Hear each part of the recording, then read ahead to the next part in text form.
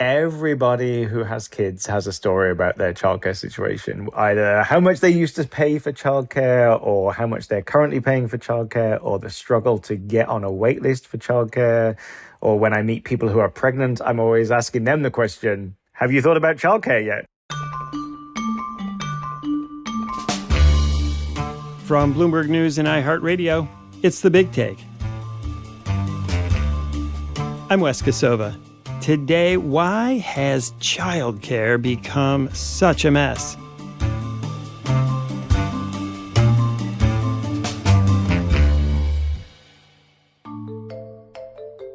If you're a working parent, finding childcare is almost certainly a source of stress in your life. Our childminder is actually not able to do more than 4 days a week. We are making it work because I am a student, so I'm able to look after him. If I was just the only one paying her childcare cost, it would be 80% of my earnings. Both my wife and I work, so we had to, find someone to look after him during the day. We definitely need to earn more money in order for her, hopefully, to go 3 days per week to the nursery. I think it's a disgrace. It's like disencourages women going back to work. I think it's actually appalling. We can manage putting him in 2 days a week. Ideally, we would like to put him in 3 days a week, but because of the cost of childcare at the moment, we physically can't afford it. Those are parents in London voicing commonly heard complaints. The childcare dilemma is especially acute in the UK. Bloomberg reporter Olivia Kanodia-Hulu has been covering growing discontent from parents demanding the government make childcare more affordable. Thousands of parents did this massive protest saying we're completely fed up with the system, we're taken for granted, and we're being neglected by this government. Of course, the same is true here in the U.S., and that's where we start today. Simon Workman, you heard him there at the top of the show, is co-founder of Prenatal to 5 Fiscal Strategies. It consults with U.S. states on childcare. And he wrote a widely used study for the Center for American Progress called The True Cost of High-Quality Childcare Across the United States. We really do have a bifurcated system here in the US where the childcare system works for some people and it doesn't work for a lot of others. It is a privately run system to the most part, and so then it's not surprising that the people who can afford to pay for it are able to find a childcare system that works for them. If you have significant income, you can find childcare because supply exists, because supply is responding to the fact that you actually are in a market where you can afford to pay for it. That works great for a small section of society, but there is a huge part of the population for whom it does not work that way. The data out there shows that about 65% of children under 5 have the way it's called is all available parents in the workforce, which is to say, if you're a 2-parent household or a single-parent household, all available parents are in the workforce. So for those children, they need to be in care somewhere. It is at a time when families, they're not at their highest earning potential. Generally, people are having children sort of, at earlier stages in their career, so they're not making the most money they're ever going to make. And at the same time, suddenly you're being told, now you need to pay the equivalent of a new mortgage every month to pay for that child to go to care so that you can work. And by the way, the system we have set up is that if you decide to step out of the workforce instead, there are financial repercussions for that go even beyond that year. The lost earning potential, not adding anything into a retirement plan, taking a few years out of the workforce means that when you come back in, you're generally at a lower level, and that falls predominantly on the mothers, on women, so has a huge impact on the female workforce. So when you look at that and you start saying, okay, how do you pay for childcare? It becomes clear why the market doesn't really work, because families become extremely price sensitive, because as much as they want the highest quality, they are faced with really restricted budgets and only able to afford so much for childcare. And that, of course, affects the demand side. If people can only afford to pay a little bit for childcare, that means low wages for those providing it and fewer people willing to do that work. Right. The US Treasury put out a report last year saying that this is a market that does not work, because you have this problem where families need childcare and want childcare, so there is a demand. But what they can afford to pay for childcare is not what it truly costs for childcare. And that was what, I wrote about in this report last year, was to really get into what does it actually cost to provide high quality childcare? Because at the moment you have this system where a family comes and says, this is what I can afford. And the provider is faced with either saying, no, we have higher rates than that. And then they will be empty apart from in these high income communities, right? Because most people can't afford it. Or they lower their rates. And if they lower their rates to that market rate, the amount of revenue that is available to pay teachers is minimal. And that's why you end up with poverty level wages, very little benefits for teachers. Simon, you mentioned that in your report, you tried to put figures on this to try to calculate the true cost of childcare. And that was one of the things that I found most eye-opening, is when you really just kind of broke down the cost of what it takes to care for a child in various settings. Those numbers are really bleak. They are. I mean, when people ask me about why childcare is so expensive, one of my answers is always to say it should be even more expensive. The issue is not that families need to be paying for that. We know that families can't afford to pay any more for childcare, but that if you actually break down what it costs to provide care for children when you pay teachers well, the cost is way beyond what people can afford. It doesn't take too long to sort of think it through and say, if you have an infant classroom with 8 children in there, even if everyone's paying, $1,300, $1,400 a month, once you start breaking it down and pay for the building and everything, there is not that much left over for salaries. It's a labor-intensive industry. When you think about what do you pay for a babysitter right now when you go out for an evening on an hourly basis, and think about what an early childhood teacher is making, there is a huge disparity. Our research has shown that about 60 to 70% of the expenses of a program are personnel. The other sort of 30% or so goes to maybe, your rent, utilities are around 10%, and then there's materials and food. But think about it. If you're paying $1,300 a month for infant care, you can have maybe 8 children in that infant classroom. You're getting about $10,000, $10,500 potential revenue on a monthly basis. Now, if you take that 70% and say, okay, 70% of that is going to salaries. Okay, so now you've got $6,700 a month that can go to cover salaries and benefits and all of the required taxes that you have to pay for the teachers in that classroom. And then when you break it down for that classroom, most people having their kids in childcare for more than 40 hours a week. So that program has to be staffed for 50 hours a week. And you have to have 2 teachers in that classroom because, for 8 infants, you need 2 teachers. That is what is necessary for health and safety and, developmentally appropriate care. You quite quickly get down those numbers, and there's about $14 an hour left over to cover salary, benefits, taxes for each individual teacher, which is below the $15 sort of minimum that some states are trying to move to. But even that $14, once you take off taxes, once you take off benefits as well, you start to see how tight it is for programs to make ends meet. And that is based on me talking about $1,300 a month, right, for infant care. A lot of families cannot afford even that $1,300 a month. And that's right. When you flip the lens around and look at $1,300 a month compared to median income, that is a sizable proportion of a family's monthly income. Absolutely. And so when you talk about the federal government recommends that affordable childcare should be around 7% of your income.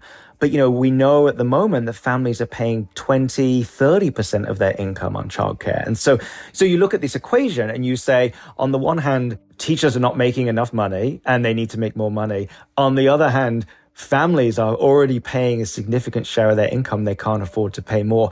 This is the classic issue of the broken market that we have. Your report also identifies some solutions. What are some of the ways to fix what you call this broken equation?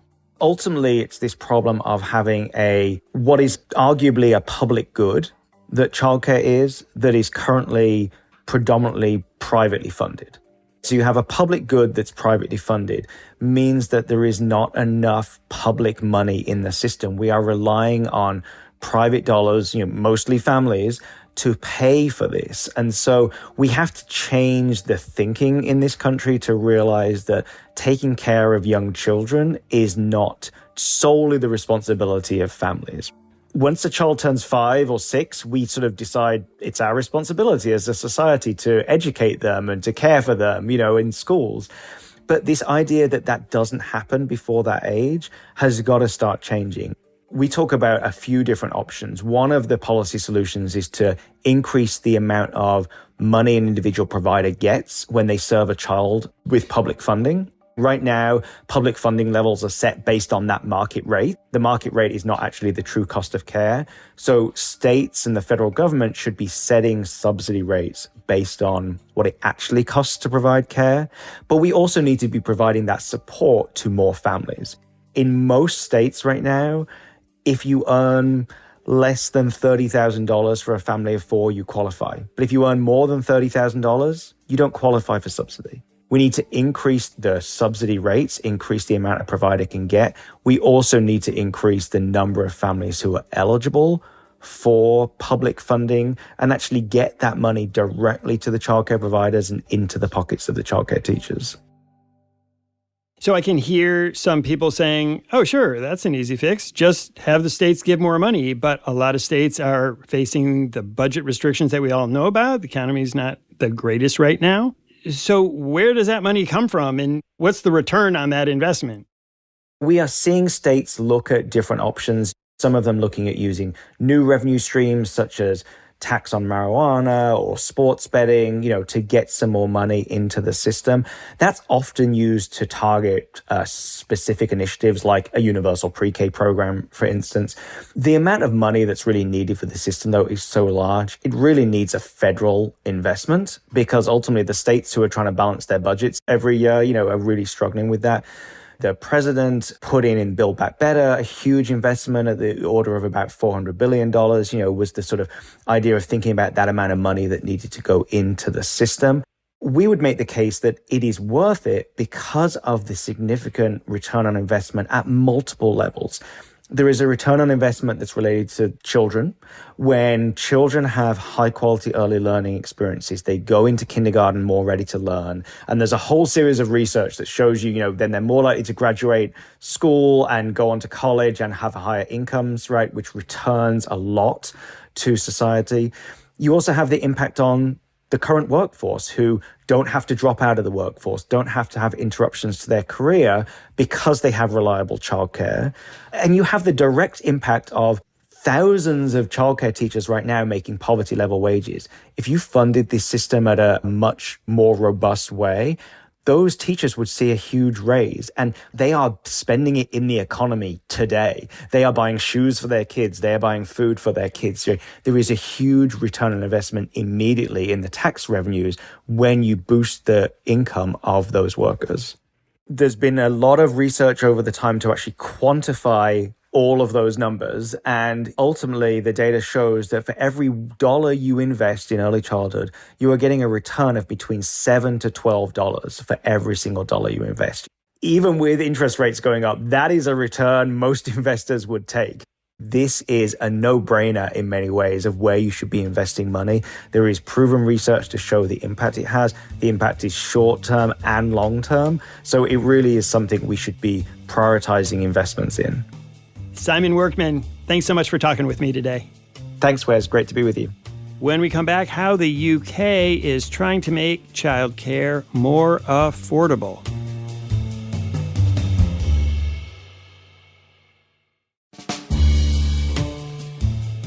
The problems Simon Workman talked about in the U.S. are also true elsewhere. In the U.K., angry working parents have pressured the government to act, and reporter Olivia Kanodia-Hulu is covering that story.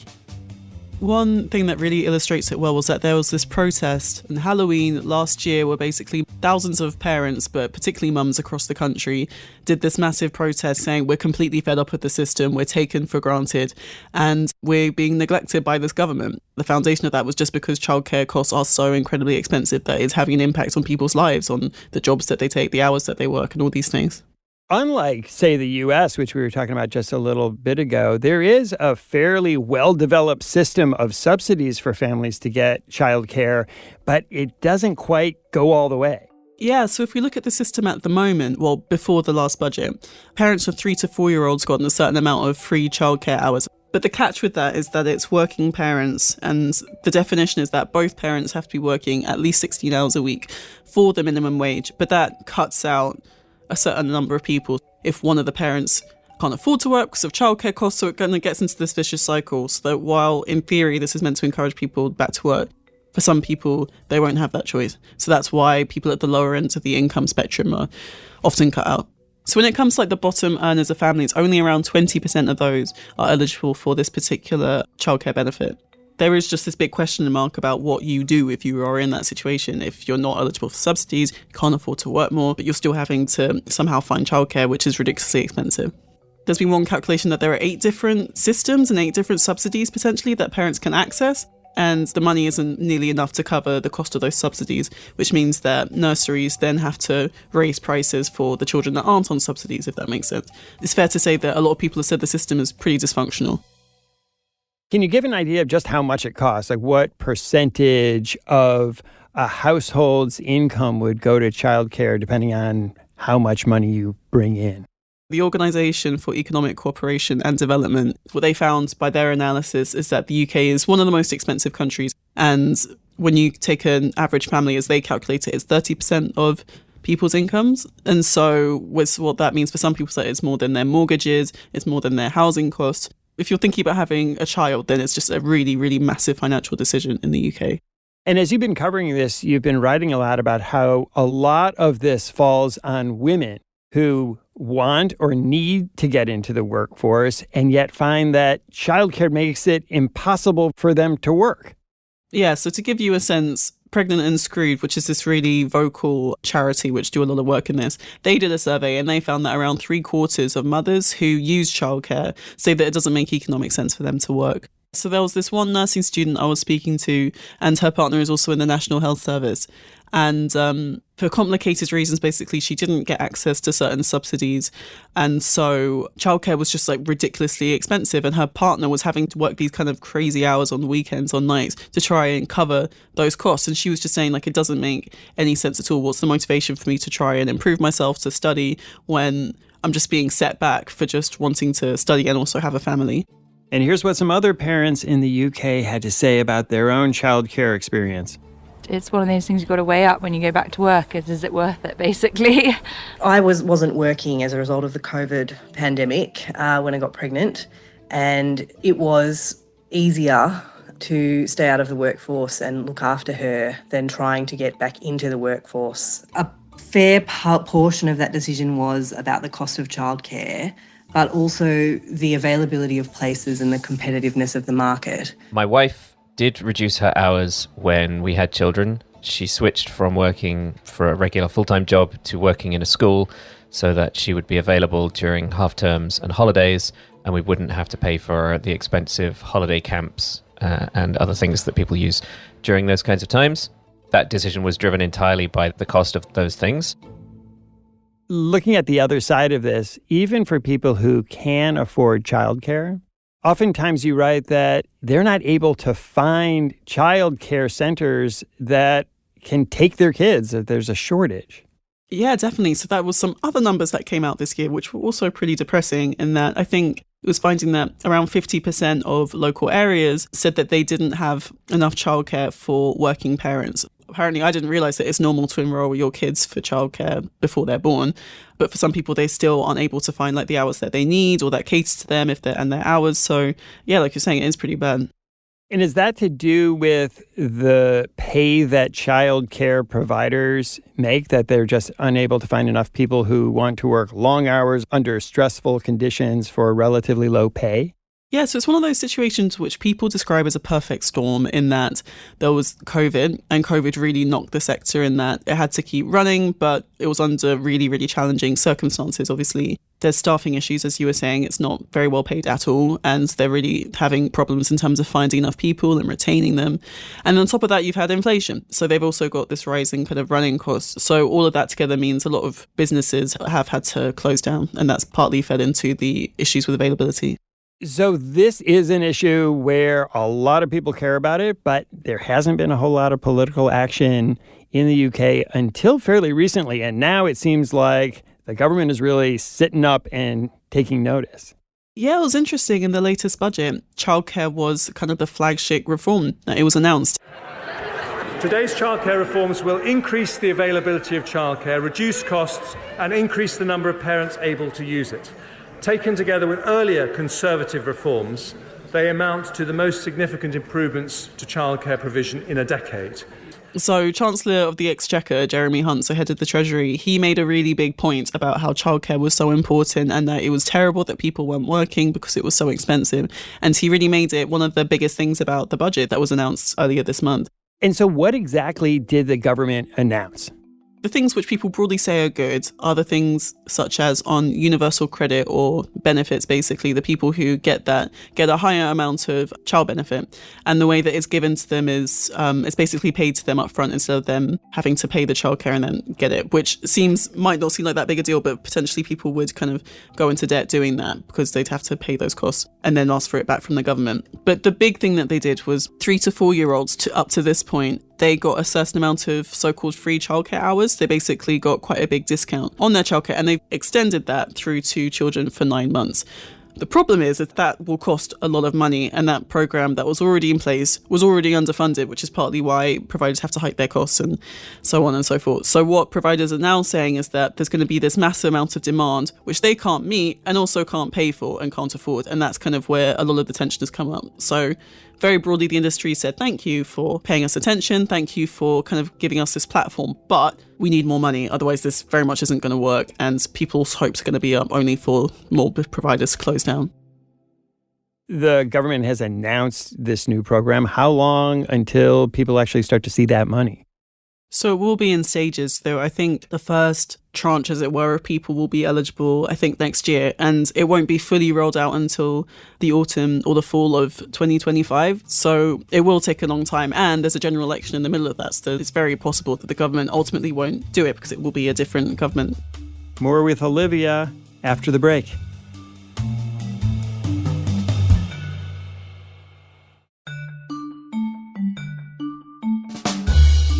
Olivia, so obviously this is a big problem across the UK, other countries, for a lot of people. And it doesn't look like in the UK they've really found the solution, but you do write that there are some countries who are doing childcare better. Can you tell us about what they're doing and which countries they are? Yes, there's some really interesting things that different countries are doing. So when it comes to things like rankings of childcare systems, people are looking at affordability. So how much of people's incomes does it take?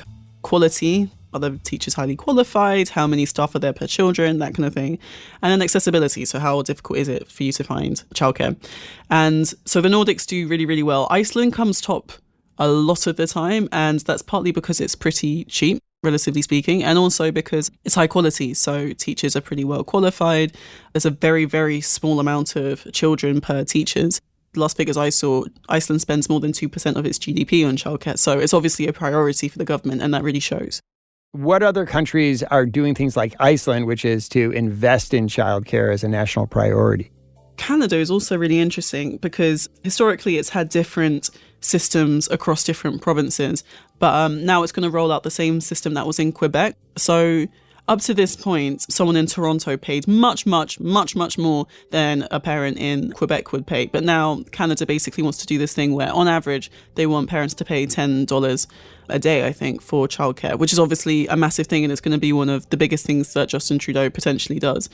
And the way that they want to do that is potentially try and set up these kind of heavily subsidized not-for-profit centres, which has its drawbacks because often there's way more demand for these centres than is available. But at the same time, it does substantially bring down the cost for the majority of people. And it will be one of those things where, yeah, they definitely have to spend a lot of money on it. But they make the investment case that you see that money kind of later in the growth of the economy, and that it's a really important sector for the growth of GDP. So that's the kind of business case that they're making for it. Another place you write about that's been really leaning forward on this question is Estonia. They have a really high maths and literacy proficiency rate in Estonia. One of the things about it is that childcare is basically part of the education system, whereas for most countries that's not the case. So it's another thing where teachers are highly qualified, there's very high quality of care, and it's really affordable. Let's talk about one more that you looked at, and that's New Zealand. I thought the example of New Zealand was really, really interesting because one of the big drawbacks is that it is expensive. It's almost in line with the UK, so it is pretty unaffordable. But they have a national curriculum which is rolled out across the country, and it really kind of places values like community and self-empowerment and teaches them to children quite early. And it says that children's emotional well-being as a result were pretty good. And also the quality is really, really high. And yes, that's kind of like a national decision that they took. So I thought that was really, really interesting. It doesn't seem that there's a really big secret here to what the solution is, even though a lot of countries like the UK, like the US, have been very slow to adopt it. Do you think that the UK would look to some of these other countries and try to do what they're doing? Potentially. The Labour Party has been quite clear that that's what they're doing. And with the Conservative government, I'd be interested in what they think about the pushback, because on the one hand, they really did kind of nail their colours to the mast and say we're doing a good job. And then they had quite a big amount of pushback. So I'd be interested in if they feel like they need to go further and where they would take their inspiration from. But yeah, it's very possible.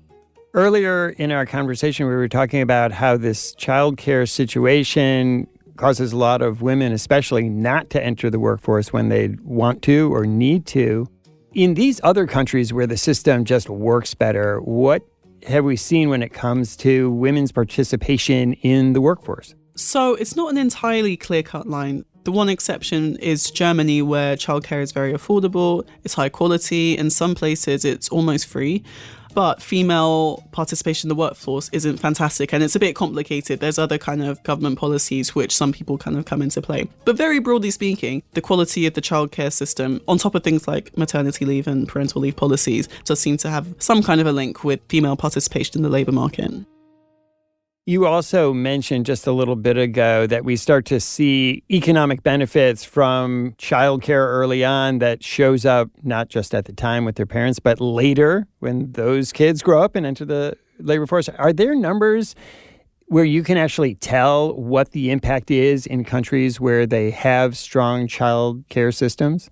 When it comes to the economic benefits of these kind of policies, what one group has done, PwC, the consultancy group, they've calculated what the economic impact to the gross domestic product of different countries would be if women were in the workforce. And for some countries, it's more than $1 trillion.